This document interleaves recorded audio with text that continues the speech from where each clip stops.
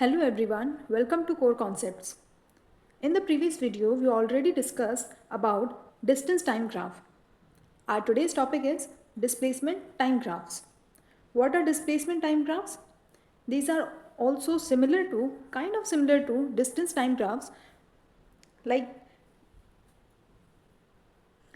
displacement time graphs signifies the relationship between displacement and the time taken by the body. And their slope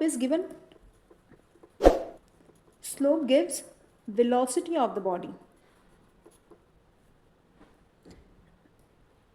जैसे distance time graph में जो slope हो रही थी वो speed को शो कर रही थी, वैसे ही डिस्प्लेसमेंट टाइम ग्राफ में इसकी स्लोप वेलोसिटी को बताती है. So our first graph is this one, displacement versus time graph. इसमें आप देख पा रहे हैं कि जो इसमें डिस्प्लेसमेंट है वो it is a straight line which is parallel to X axis. What does it mean कि इसमें जो डिस्प्लेसमेंट हुआ है वो ज़ीरो हुआ है. Why? Here displacement is zero because body ने कुछ भी टाइम के साथ साथ टाइम ही इंक्रीज करता जा रहा है. जैसे यहाँ पे 1 हुआ, 2 हुआ, 3, 4, 5, बट उसके अकॉर्डिंग जो इसमें डिस्प्लेसमेंट है वो बिल्कुल ही सेम शो कर रहा है. तो हम ये कह सकते हैं कि इस ग्राफ का मतलब है कि ये जो बॉडी है वो रेस्ट पोजीशन पे है. तो इसमें जो वेलोसिटी निकल के आएगी वो भी ज़ीरो होगी.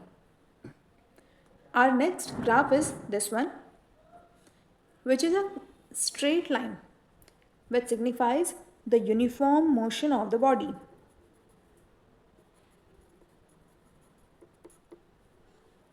इसमें जो बॉडी का मूवमेंट है वो यूनिफॉर्म दिखाया गया है. वाई? बिकॉज हर 10 सेकेंड्स में डिस्प्लेसमेंट भी इक्वल अमाउंट में हो रहा है. डिस्प्लेसमेंट क्या होता है? It is the shortest path travelled bye a body, right? तो इसमें जो 10 सेकेंड्स में डिस्प्लेसमेंट हुआ 1 मीटर का, देन अगेन 20 सेकेंड्स में डिस्प्लेसमेंट हुआ 2 मीटर का, and so on.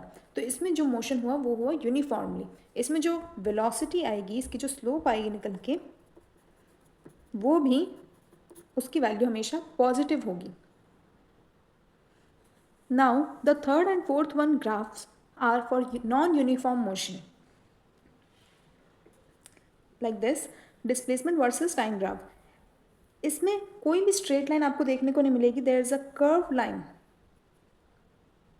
Which means कि इसमें आपको दो स्लोप्स देखने को मिलेंगी. फर्स्ट पॉइंट ए पे आपको इस तरह की टेंजेंट लाइन बनानी पड़ेगी और उससे एक स्लोप निकलेगी, and another one is at point B. यहाँ से आप इसको छूते हुए, पॉइंट बी को छूते हुए एक टेंजेंट बनाएंगे. दिस इज अ टेंजेंट, और उससे आपको स्लोप मिलेगी. और डिस्प्लेसमेंट टाइम की स्लोप आपको वेलोसिटी के बारे में बताती है. इस ग्राफ को आप अगर ध्यान से देखें तो बॉडी ने ज़ीरो से चलना शुरू किया और डिस्प्लेसमेंट धीरे धीरे टाइम के साथ बढ़ता जा रहा है. तो इससे हम ये कंक्लूड कर सकते हैं कि इसमें जो ग्राफ है वो आपको इंक्रीजिंग वेलोसिटी के बारे में बताना चाह रहा है,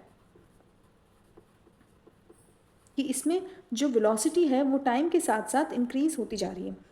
अब अगर हम पॉइंट ए और पॉइंट बी की बात करें तो आपको यहाँ पे दो स्लोप देखने को मिलेगी, जो कि एक पॉइंट ए से मिलेगी और एक पॉइंट बी से आपको देखने को मिलेगी. स्लोप किसकी ज़्यादा है? आप कहेंगे स्लोप पॉइंट बी की सबसे ज़्यादा है, तो वेलोसिटी भी बी पॉइंट पे सबसे ज़्यादा देखने को मिलेगी as compare to at point A. For this graph which is again displacement versus time graph, in this body ने ज़ीरो से चलना शुरू किया, डिस्प्लेसमेंट टाइम के साथ बढ़ा बढ़ा बढ़ा, फिर उसके बाद एक पॉइंट पे आके डिक्रीज करना शुरू कर गया. अगेन इस ग्राफ में भी आपको दो स्लोप्स मिलेंगी, एक पॉइंट ए पे और एक पॉइंट बी पे. बट यहाँ पे जो मोशन हुआ वो यहाँ पे डिक्रीजिंग वेलोसिटी आपको देखने को मिली.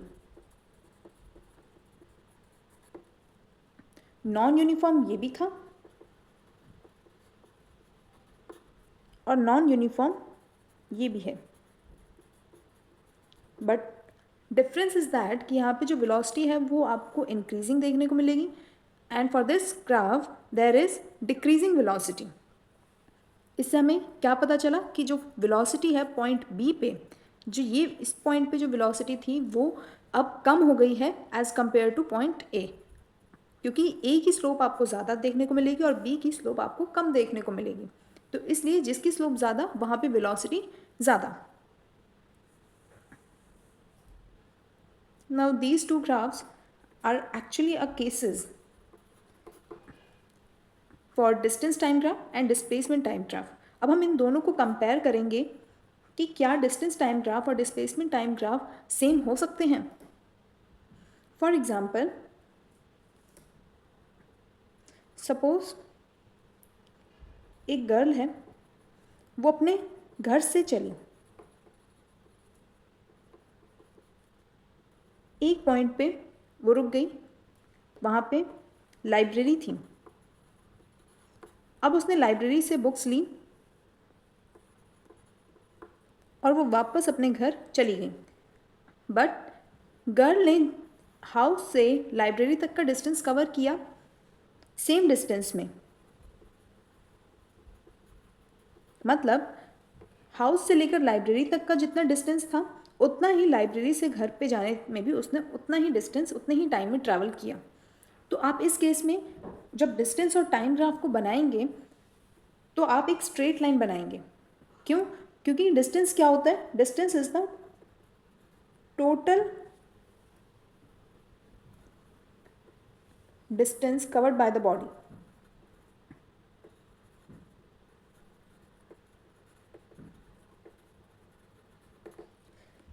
डिस्टेंस में मतलब आपका पूरा टोटल डिस्टेंस आ जाता है, पूरा टोटल पाथ जो आपने बॉडी ने कवर किया। और जो डिस्प्लेसमेंट होता है वो हमेशा शॉर्टेस्ट पाथ के बारे में बताता है।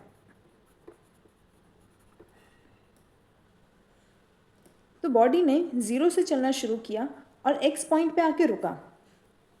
इस डिस्टेंस पे, यानी यहाँ पे सपोज करें लाइब्रेरी आ चुकी थी और लाइब्रेरी के डिस्टेंस का हमने डिनोट कर लिया कि एक्स डिस्टेंस उसे लगा और उसने ये एक्स डिस्टेंस टी टाइम में ट्रैवल किया। अब वो वापस लाइब्रेरी से घर की तरफ गई, तब भी उसका जो डिस्टेंस था वो सेम था एक्स और जो टाइम था वो सेम था टी। पर क्योंकि वो जितना उसने डिस्टेंस यहाँ ट्रैवल किया यहाँ जाने में, उतना ही उसने डिस्टेंस वापस आने में भी लगाया। तो इसलिए अब जब डिस्टेंस आप देखेंगे तो वो डबल हो चुका होगा और जो टाइम टेकन था वो भी उसका टी का ट्वाइस हो चुका होगा। तो इस केस में डिस्टेंस टाइम ग्राफ जो आपका बनेगा वो एक स्ट्रेट लाइन बनेगी। पर अगर हम बात करें डिस्प्लेसमेंट टाइम ग्राफ की, तो बॉडी ने अपने घर से चलना शुरू किया, यहाँ से चलना शुरू किया और एक सर्टेन पॉइंट पे पहुँच के वापस अपने घर गई। बट इसमें जो डिस्प्लेसमेंट था वो है आपका 0। बॉडी ने कुछ भी डिस्प्लेसमेंट नहीं किया है। क्यों? क्योंकि जिस पॉइंट से, सपोज ए पॉइंट से वो निकली, बी पॉइंट पे उसे पहुंचना था, यहाँ से ए से बी तक गई है और वापस बी से ए पर आ गया। तो इसमें आपका जो शॉर्टेस्ट पाथ है वो आपको कहीं नज़र नहीं आएगा। दिस मीन्स कि बॉडी ने कुछ भी डिस्प्लेसमेंट नहीं किया है। So displacement is 0। तो इस केस में जो डिस्टेंस और टाइम ग्राफ बनेगा वो इस तरीके से बनेगा। पहले आपको वेलोसिटी इंक्रीज देखने को मिलेगी, सर्टेन पॉइंट पे आके रुकेगी एंड देन डिक्रीजिंग ग्राफ आपको देखने को मिलेगा। डिस्टेंस टाइम ग्राफ और डिस्प्लेसमेंट टाइम ग्राफ सेम सिर्फ एक ही केस में हो सकते हैं, जब जो बॉडी है वो एक स्ट्रेट लाइन पे ट्रैवल करे, पॉजिटिव डायरेक्शन में करे और अपनी डायरेक्शन को चेंज ना करें। सपोज अगर मैं ये कहती कि आप ए पॉइंट से पहले बी पॉइंट पे गए और यहाँ से यहाँ तक का आपका डिस्टेंस था 2 किलोमीटर, देन अगेन बी से सी तक गए आप और उसके बीच का बी और सी का डिस्टेंस भी था 2 किलोमीटर्स। तो इस केस में आपका जो डिस्टेंस है वो 2 किलोमीटर्स एंड 2 किलोमीटर्स ही बन रहा है। और इसमें जो डिस्प्लेसमेंट भी हुआ वो 0 नहीं आएगा। Here displacement is not equal to 0।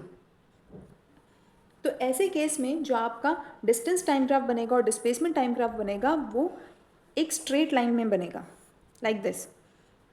और ये तभी सेम हो सकते हैं और किसी केस में ये सेम नहीं हो सकते हैं। आई होप आपको वीडियो समझ में आया हो। वीडियो अच्छा लगे तो इसे लाइक करें, शेयर करें, सब्सक्राइब करें और बेल आइकन को प्रेस करें। Thank you.